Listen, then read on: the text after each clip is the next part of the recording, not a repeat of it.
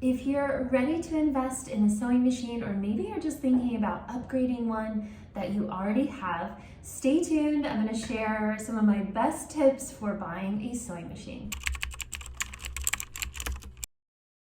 Hey everyone, welcome back to my channel, or welcome if you're new here. I'm Christine, founder of Sewing and the City. Today's video was inspired by Caitlin, who wrote into me sharing her story about a machine that she had been sewing with for quite some time that was never really was a great machine, and it finally bit the dust. So she was at a moment of looking at investing in a new machine, and we had a lovely exchange. And so thank you, Caitlin, for inspiring today's video. Before we dive in, I just wanted to share a little bit about what I'm wearing. This is my new Manhattan dress and top pattern. So this, it closes at the neck with just a little button detail. It has the raglan sleeves with pleated detail at the top. I have actually added an optional bow trim as well, and the dress has pockets. So I'm going to be releasing this on September 15th. So if you're watching this before September 15th, I will drop a link to subscribe to my newsletter below so you don't miss the release. And if you're watching this after September 15th, I'll drop the link to the pattern below. It's actually going to be a free pattern. Be sure to check the link below to either subscribe or grab the pattern. All right, with that, let's get started. Okay, so the first distinction I want to make between sewing machines, at least that I see, are you have a mechanical style, which is, you can see I have the turn dials. Everything is fairly manual on this, versus a computerized machine like this one. So this is a Genome 3622S, the first sewing machine I ever bought just a couple years ago. And then this is my Texie Ballerina, which was gifted to me kindly by the Texie team. So this one is computerized, meaning I have all of the computerized controls. So computerized or mechanical. Obviously, the mechanical tend to be much cheaper than the computerized. Through owning both of these machines, the mechanical and the computerized, I have developed a list of non-negotiables now when it comes to sewing machines. So if I was gonna buy a new machine today, some of my must-haves would be an automatic needle up down. So you know when you stop sewing and the needle, obviously the needle has to be in the up position. Well, the mechanical sewing machines don't have that automated. I never realized this because my FOF was automated. So it was the only machine I ever used. I just thought they all had it. Then I got this and realized that every time I start and stop, I had to turn the hand wheel to get the needle in the up position so that I could release my fabric and not have the needle come unthreaded every time. And I mean, it's not the end of the world. This is definitely a budget machine, but if you're sewing a lot, that is, for me, a non-negotiable. It's so easy just to push a button and have your needle go up. And even further than that, having the ability to set your machine to always stop in the needle down position as well. So this is so helpful if you're, turning corners or, anywhere that you need to pivot or stop with the needle down for more secure sewing or, more precise sewing. The computerized models, that's a feature that you definitely want to look out for. The next feature that would be an absolute must-have for me is a really dependable, accurate, easy buttonholer. So both of my Genome as well as my Texie both have a one-step auto buttonholer. So it comes with this sewing foot. It has a lot of plastic on it, but what you do is you put your button in this back slot, and then you kind of adjust this so it's tight. So you kind of slide your button in there, and then you put on your presser foot. And then the sewing machine has a one step. You just program, turn the dial or program in that buttonhole, and the machine will sew the buttonhole in one step. So you don't have to stop and, do the ends or anything like that. But I would definitely recommend, if there's one thing that you're gonna test when you're buying a machine, is test the buttonholer. My thought process is, if the machine does a really, really good buttonhole that you feel really confident about, chances are it's probably going to do other things really well as well. Definitely, whether you're buying new or secondhand, definitely give the buttonholer a test drive. Another thing that I might test, it's not a make it or break it, but it definitely helps to just understand kind of the scope of what your machine can and can't do, and that is sewing over super thick layers. So my Texie Ballerina, the purple, I love this machine. Don't get me wrong, I love it. But I've noticed that when I'm sewing really heavy fabric and maybe sewing 4 layers like of denim, so denim as an example, it does skip stitches, even with a denim needle, even with all the things that I could possibly do. It's not a make it or break it because I don't sew with heavy fabrics a lot, but if that was some kind of sewing, maybe doing upholstery or something, that's something I might consider more, give it more weight in my decision-making process. So my Genome machine is obviously a really basic mechanical machine, but I wanted to highlight one of the things that it does really well. Well, one is the buttonholer. It does a fine buttonhole, like really dependable. The other thing that it's super dependable for is spinning a bobbin. So the bobbin spinner on this, to be perfectly honest, I actually spin all my bobbins on the Genome, even if I'm going to use it on my Texie, because it just spins such perfectly balanced bobbins. I don't know why, but it's just something I've learned about the machine, and it really is just so good with the bobbin spinning. Some of the things I love about my Texie Ballerina are, one, it has a top-loading bobbin, which I had never had before, and it's actually really comfortable.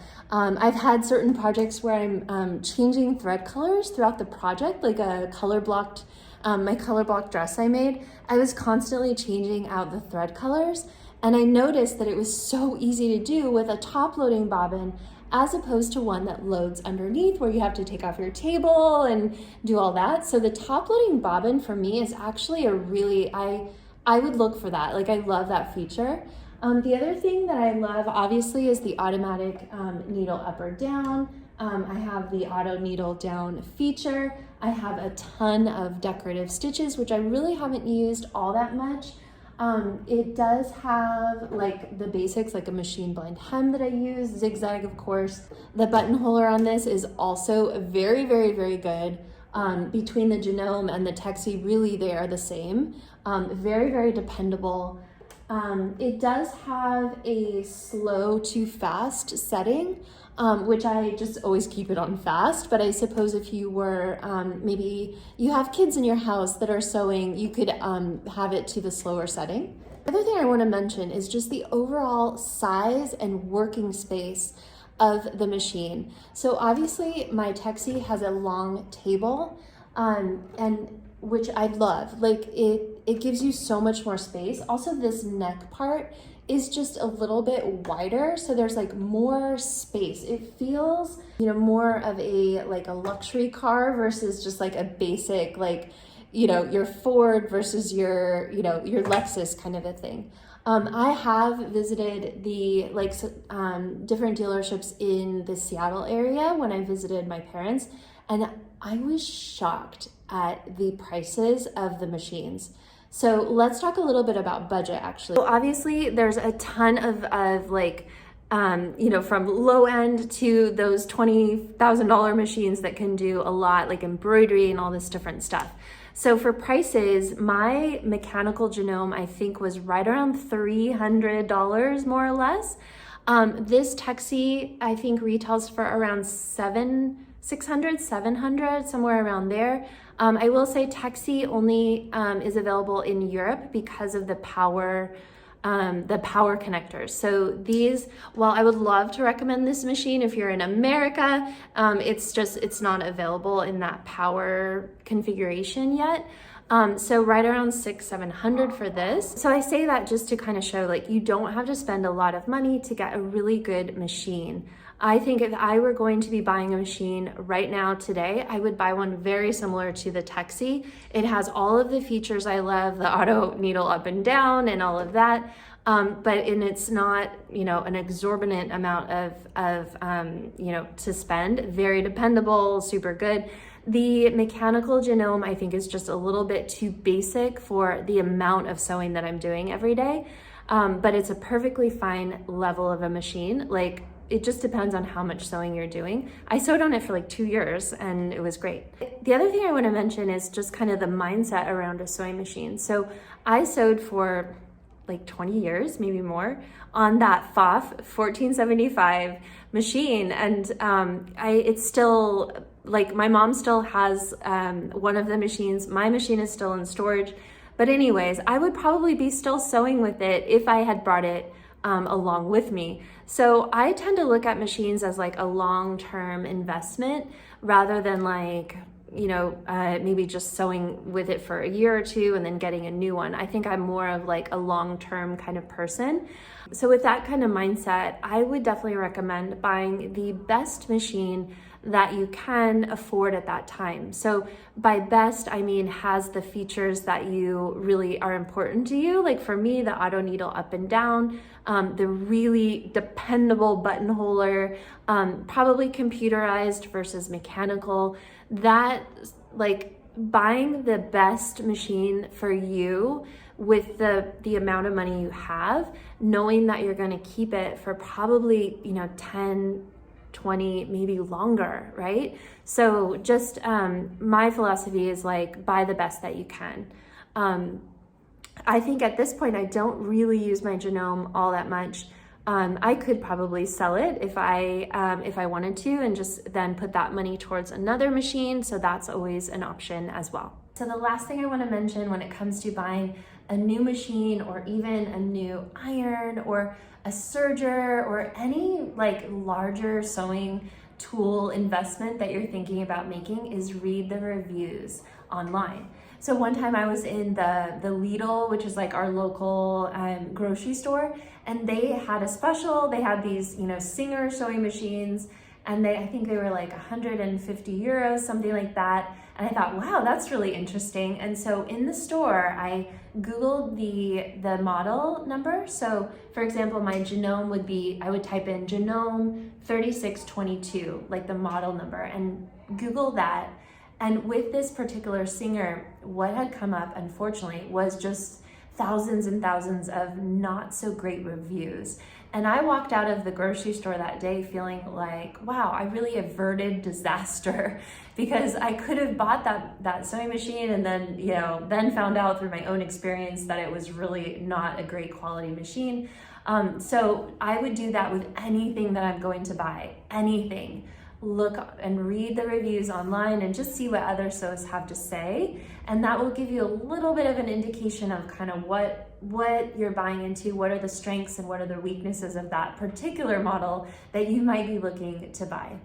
If you have a little bit of time and maybe you want to look at a second-hand sewing machine, some of the places you could look are obviously like Facebook Marketplace.